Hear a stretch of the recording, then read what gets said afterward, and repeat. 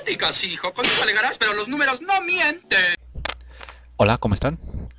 Espero que todos se encuentren bien y Mission 1, start. este es el ejercicio número 12 y nos pide demostrar que si I es un intervalo cerrado y acotado y F1 y F2 funciones acotadas que van de dicho intervalo a los reales, demostremos que el supremo de todas las sumas inferiores de F1 más el supremo de todas las sumas inferiores de F2 es menor o igual que el supremo de la suma. Para demostrar este ejercicio necesito un corolario, entonces vamos con ello. Oye, despacio, cerebrito. Este corolario lo saqué de una publicación de un profesor donde estudio y se cumple para cualquier tipo de conjuntos contenidos en los reales.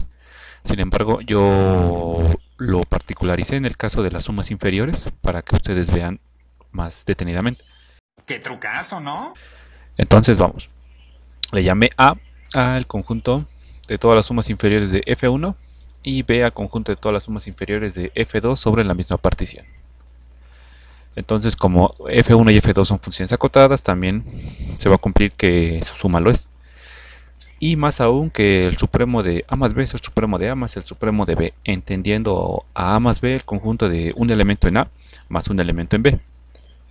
Entonces, si damos un C en A más B, se cumple que va a existir una suma en A y una suma en B, tal que este elemento es la suma de ellos dos. Pero ¿qué tenemos? Que al estar en A, el que está en amarillo y el que está en aquí también, se cumple que son menor o iguales que el supremo de dicho conjunto porque existe. Entonces se cumple esto.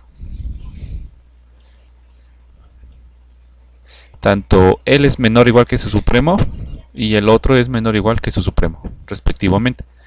Entonces se tiene que el supremo de A más el supremo de B es una cota superior del conjunto A más B. Pero no olvidemos algo. No olvidemos que el supremo de A más B, este de aquí, es la mínima cota superior, y al ser este elemento una cota superior tiene que ser forzosamente menor o igual que dicha cota. Entonces ya hemos establecido una desigualdad y vamos por la otra. Para la otra parte de la desigualdad vamos a proceder por el lenguaje de epsilon, por así decirlo. De esta forma sea epsilon mayor que 0. Por la propiedad que tiene al ser el supremo de A, se tiene que si le restamos cualquier número mayor que 0, entonces ya no va a ser una cota superior, porque es la mínima. Entonces de esta manera va a existir un elemento en dicho conjunto que lo supere. Ahora, de manera análoga, se va a cumplir para B. Entonces hay que sumar dichas desigualdades y se va a tener esto de aquí. Hay que quedarnos únicamente con el lado izquierdo de la desigualdad por ahora, el cual es la suma de un elemento en A más un elemento en B. Por lo tanto, pertenece aquí, a A más B. Ahora, tenemos que el supremo de A más B, va a ser mayor o igual que todo esto. ¿Por qué? Porque es su supremo y porque este elemento pertenece a este conjunto, a más B. Entonces, por la transitividad, nos quedamos que el supremo de A más B es estrictamente mayor que el supremo de A más el supremo de B menos un epsilon. Pero al ser epsilon arbitrario, se sigue que el supremo de A más B es mayor o igual que el supremo de A más el supremo de B. Ahora, notamos esto. Esta desigualdad que vamos a llamarle 2 y esta desigualdad que hay que llamarle 1. Entonces de 1 y 2 nos damos la igualdad y ya demostramos el corolario. Sea P una partición cualquiera del intervalo A, B y sea X un elemento de XY menos 1 y XY, que serían los puntos generados por la partición consecuentes. Entonces tenemos que MI, al ser el ínfimo de los valores de f, es menor o igual que f1 de x para toda x en este intervalo, y análogamente para f2. Entonces, sumando estas desigualdades, se tiene esta de aquí. ¿Y qué tenemos aquí? Tenemos que este elemento de la izquierda es una cota inferior de el conjunto f1x más f2x.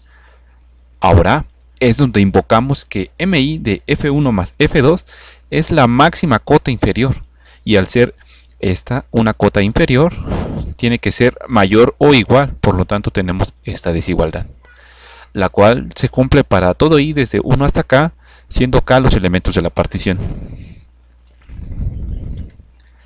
Ahora, ¿qué es lo que tenemos? Vamos por buen camino.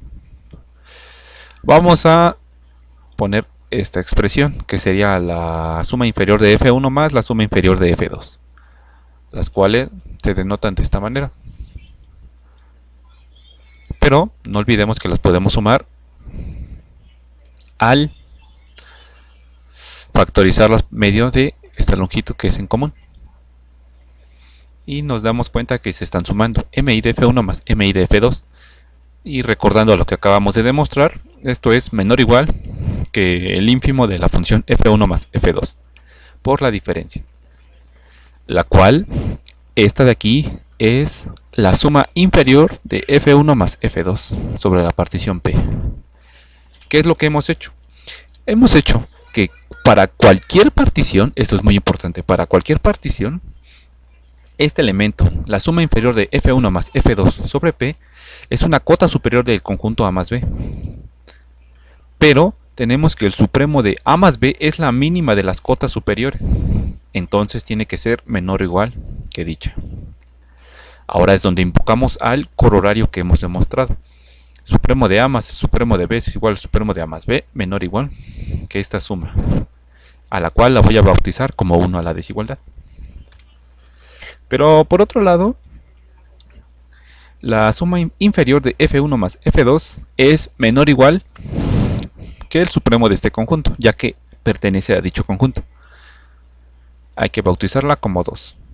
Entonces, por 1 y 2 se sigue que el supremo de este conjunto, al que se denota como i de f1 más f2, es mayor o igual que el supremo de A más el supremo de B, que sería el supremo de las sumas inferiores de f1 y el supremo de las sumas inferiores de f2. Como ven, el ejercicio pinta bastante sencillo. Sin embargo, para resolverlo de una forma adecuada es necesario que regresemos a trabajar lo que vendría siendo las propiedades básicas de los supremos e ínfimos. Como ejercicio para ustedes, les dejo demostrar que el ínfimo de todas las sumas superiores de f1 más f2 es mayor o igual que el ínfimo de las sumas superiores de f1 más el ínfimo de las sumas superiores de f2. La demostración no es complicada, sin embargo les ayudará a ustedes a reforzar los conocimientos vistos.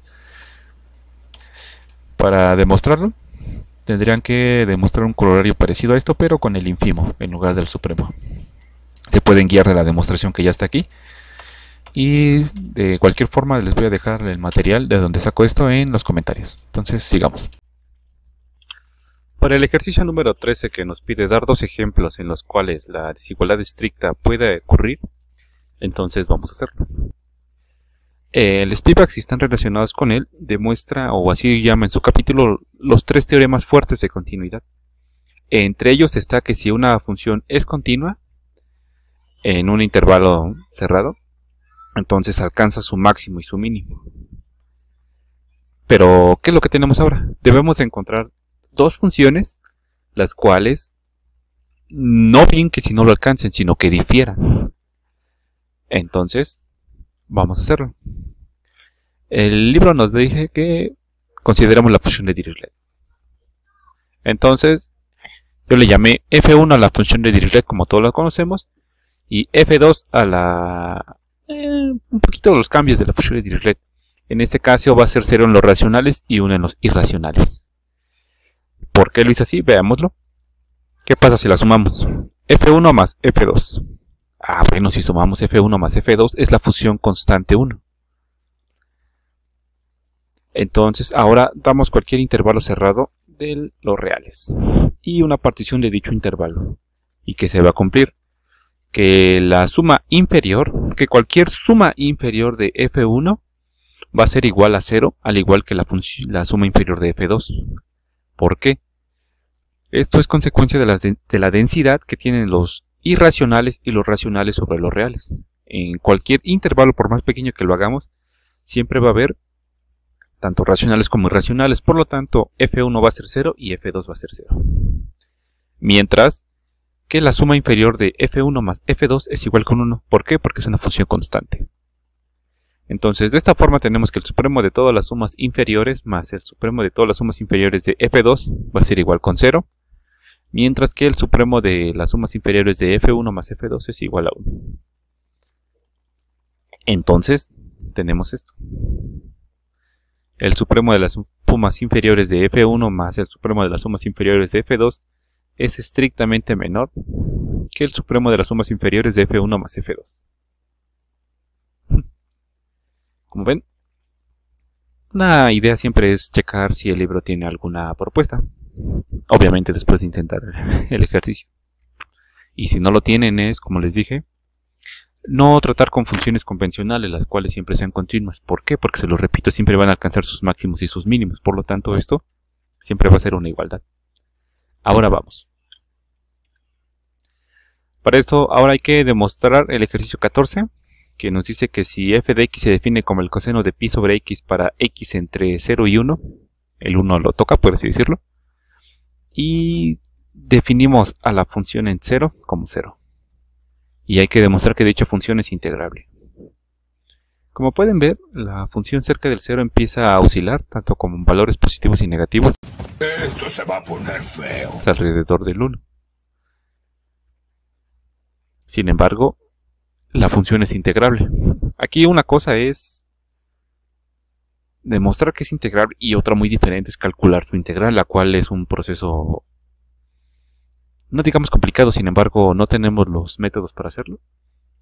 Entonces únicamente nos quedamos con que es integrable. Entonces hay que ver que la función coseno de x, para cualquier x, esta función es acotada. ¿Por qué? Porque el valor absoluto del coseno de z siempre es menor o igual que 1. Entonces está acotada la función. Ahora hay que tomar cualquier c en el intervalo abierto 0,1. La función es continua en dicho intervalo. ¿Por qué? Porque la función coseno es continua y la función pi sobre x es continua en el intervalo 0,1.